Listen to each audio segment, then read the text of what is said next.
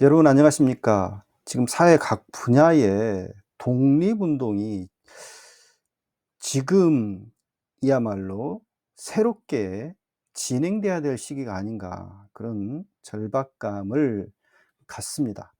특히 8.15 제79 주년을 맞은 이 시점에서 그런 생각이 정말 간절해지는데요. 오늘은 우리 안에 불이 박은 일본 음악에 대한 문제점을 이야기를 좀 해 볼까 합니다. 특히 온 국민이 다 알고 있는 독도는 우리 땅, 이 노래의 문제점을 오늘 좀 잠깐 살펴보겠습니다. 광복 79 주년, 음악 쪽에서는 해방은 아직 멀었다. 이런 말을 작년도에 유영선 단장님이라고 전남 도립국악단 단장님이 저희 전남 동부 기독교 교회협의회 강연 을 하면서 "음악 쪽에서는 해방이 아직 요원하다. 멀었다." 그런 말씀하시더라고요.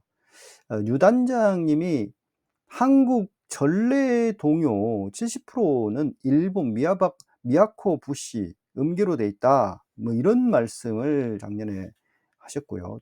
한국의 최초 군가도 한국인이 가장 좋아하는 트로트의 뿌리도 다 일본 외색에서 비롯됐다라고 하는 것을 지적을 하더라고요. 특히 TV조선에서 뭐 트로트 열풍 뭐 그런 것들을 주도하고 그랬는데 TV조선이 그런 일들을 하는 거 보면 좀 이해가 되지 않습니까? 걔네들이야 뭐. 근데 국민들이 그 문제의식도 없이 말이죠. 그런데 놀아나고 있는 것들, 특히 뭐 눈물 젖은 두만강, 목포의 눈물, 고향의 봄, 희망의 나라로 모두 이런 노래들이 우리 국민들이 널리 부르는 노래들이 좋아하는 노래들이 모두 외색 음악, 음계라고 하는 사실입니다. 굉장히 좀 우리들이 그 심각성을 전혀 모르고 있었고 그게 그냥 뭐 우리의 노래인지만 알고 뭐 이렇게 그냥 부르고 우리 고유의 어떤 음악처럼 그렇게 예 지금까지도 좋아하고 뭐 이러는데 일본에서는 여우를요 신으로 숭배하고 있더라고요. 일본 신사 에서 여우를 신으로 숭배하는 지역이 있습니다. 특히 저 어렸을 때도 "여우야우 여우야 뭐하니." 이런 노래 부르면서 동요 부르면서 자랐거든요. 근데 일본 신도 종교 전도용으로 이게 보급된 노래였더라고요. 친일 음악론을 부지런히 필생의 과제로 여기시고 열심히 연구하셨던 노동훈 교수라고 있어요. 이분은 앞서 말씀드린 전남 도립국악단 유영선 선생의 스승이신데 이분이 쓴 친일 음악론을 살펴보니까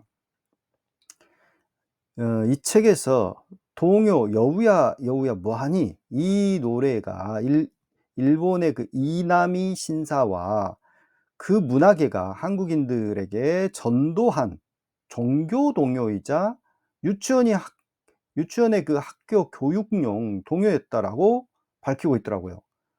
상당히 전 놀랐습니다.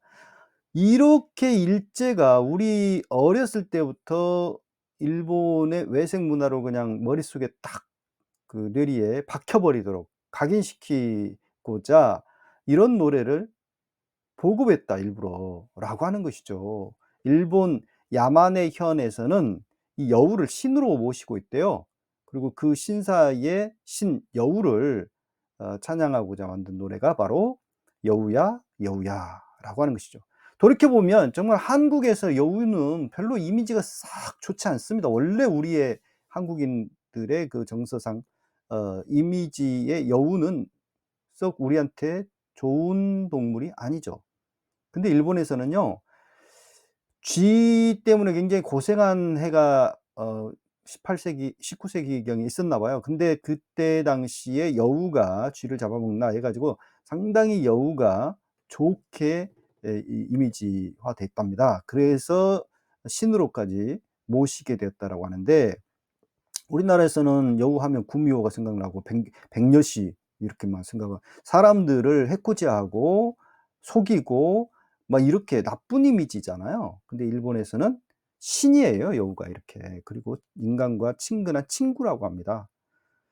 그래서 일제가 이런 일본 신도의 어떤 어 우리나라 침투를 위해서 이 노래를 보급했다라고 볼 수가 있는데, 그것도 모르고 우리 한국인들이 열심히 이 동요를 부르면서 잘한 거죠. 참 기가 막히죠. 한 가지 사례만 제가 말씀드렸고요, 동요 가운데. 이제 아까 말씀드리려고 했던 독도는 우리 땅이라는 노래의 문제점을 좀 봅시다. 이게 독도입니다, 독도. 독도는 우리 땅. 이 노래가 정말 국민 애창곡 아닙니까? 막 노래도 하고 율동도 하고 막 특히 그 독도 문제가 막 들썩일 때는 이 노래가 항상 뭐 노래방에서든 어디서든 많이 불려지는 노랜데, 1982 년도에 이 노래가 만들어져서 보급되기 시작했더라고요. 박문영, 한국을 빛낸 백인이라는 노래도 만들었던 이 박문영 씨가 작사하고 작곡한 노래고요. 정광태가 부르는 노래입니다. 그런데 이 가사를 보면 애국적이죠. 이 독도는 우리의 땅이다 원래부터라고 하는 것을 강조하는 아주 좋은 내용인데, 문제는 이 노래의 음계는 우리 한국의 음계가 아니라는 거예요. 미야코 부시라고 하는 이 외색 음계, 곧 뽕짝, 트로트, 뽕짝이나 트로트나 엔카나 가라오케나 다 같은 말이라고 하더라고요. 근데 이제 이런 음계, 일본 전통 음계를 따르고 있대요, 이 노래가. 그러니까 개 이름으로만 하면 민민미 민민미 민민미 도시라 라라라라라라라 솔파미, 이게 이제 미에서 라로, 시에서 미로, 그러니까 미야코부시 테트라 코드의 아래 해금과 위 해금의 해금이 두 번 쌓여서 반복되는 노래. 이건 이제 노동훈 교수의 설명인데, 이런 형태래요. 이게 전형적인 일본풍 노래래요. 일본풍 가락이래요. 그죠? 유영선 선생의 설명에 의하면 미파라시 도시라파미, 미파라시 도시라파미, 이게 한 옥타브 안에서 5음계, 2개의 반음이 있는 일본의 가장 오래된 음계인 미야코부시라고 하는데요. 이게 독도는 우리 땅. 그러니까 가사는 좋은데 음계 자체는 일본 음계를 그대로 차용해서 쓰고 있다. 이게 참 다른 노래도 아니고 독도는 우리 땅이라고 하는 것을 분명히 밝히고 하는 노래인데, 하필이면 왜 일본의 전통 음계를 따른 노래를 만들어서 이렇게 불러야 되는지, 이것을 일본 사람들이 듣고 알면 알 거예요. 물론 알겠죠. 얼마나 속으로 웃겠습니까. 참 그것 생각하면 기가 막혀요. 이게 우리의 현실입니다, 지금. 그리고요, 우리 한국 기독교에서도 널리 불려졌던 노래 가운데 외색 노래들이 있습니다.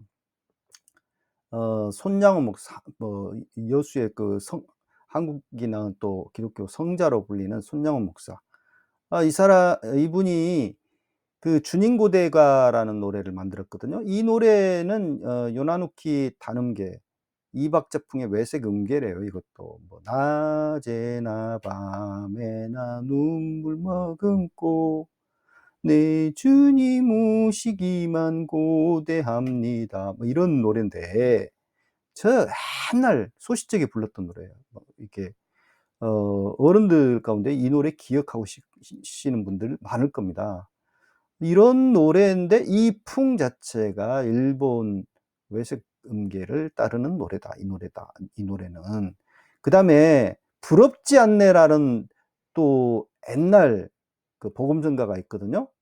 이 노래가 어떻게 해서 만들어졌는가 보니까, 일제 때 경찰했던 자가 해방이 되니까 부흥사가 돼 가지고 퍼뜨린 노래가 바로 이 부럽지 않네라는 노래래요. 근데 이 노래는 원래 용감한 수병이라고 하는 일본 군가에서 따온 곡이래요. 참 기가 막히죠 이것도.